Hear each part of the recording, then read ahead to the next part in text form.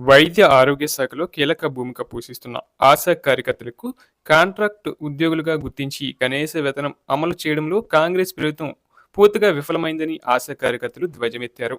జిల్లా వ్యాప్తంగా ఉన్న ఆశా కార్యకర్తలు సోమవారం జిల్లా కేంద్రమైన సూర్యాపేటలో భారీ ర్యాలీ నిర్వహించి కొత్త బస్టాండ్ వద్ద రాస్తారోకో చేపట్టారు. ఈ సందర్భంగా బీఆర్టీయూ జిల్లా అధ్యక్షుడు వెంపటి గురూజీ, ఏఐటీయూసీ రాష్ట్ర కార్యదర్శి మేకల శ్రీనివాస్ మాట్లాడుతూ, కాంగ్రెస్ ప్రభుత్వం ఎన్నికల మేనిఫెస్టోలో పెట్టిన ఆశాలకు కనీస వేతనం 18,000 చెల్లించాలన్నారు. గత బీఆర్ఎస్ ప్రభుత్వం విడతల వారీగా ఆశా కార్యకర్తల వేతనం పెంచిందని, కాంగ్రెస్ ప్రభుత్వం ఈ 2.5 ఏళ్లలో ₹1 కూడా పెంచలేదన్నారు. దీంతో కుటుంబాలు వీధిన పడే పరిస్థితి నెలకొందన్నారు. ప్రభుత్వం వెంటనే స్పందించి ఆశా కార్యకర్తలకు నెలకు 18,000 వేతనంతో పాటు ఉద్యోగ భద్రత కల్పించాలన్నారు.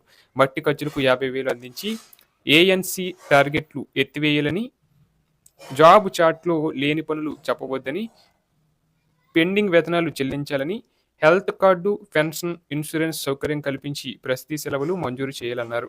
చనిపోయిన ఆశా కార్యకర్తల కుటుంబాల్లో ఒకరికి ఉద్యోగం ఇవ్వాలని, ఏఎన్ఎం ట్రైనింగ్ పూర్తి చేసుకున్న ఆశా కార్యకర్తలకు పదోన్నతులు కల్పించాలని డిమాండ్ చేశారు.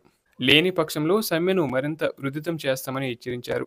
కార్యక్రమంలో ఆశా వర్కర్స్ యూనియన్ రాష్ట్ర కన్వీనర్ కవిత, ఆశా కార్యకర్తల యూనియన్ జిల్లా నాయకులు జయమ్మ, సక్కుబాయి, కె విజయమ్మ, రమణ, బైనాబాయి, ఉమ, విజయ, దానమ్మ, అలివేలు, పారిజాత, సైదమ్మ, భవానీ, సువర్ణ, లక్ష్మి, నవ్య, లీలమ్మ, కమలమ్మ, పద్మ, శ్రీలత, శోభారాణి, ఉమ, విజయలక్ష్మి, నిర్మల, సావిత్రి, ఏఐటీయూసీ జిల్లా గౌరవ అధ్యక్షులు దంతల రాంబాబు, సిపిఐ పట్టణ కార్యదర్శి బోరా వెంకటేశ్వర్లు తదితర ముఖ్య నాయకులు పాల్గొన్నారు.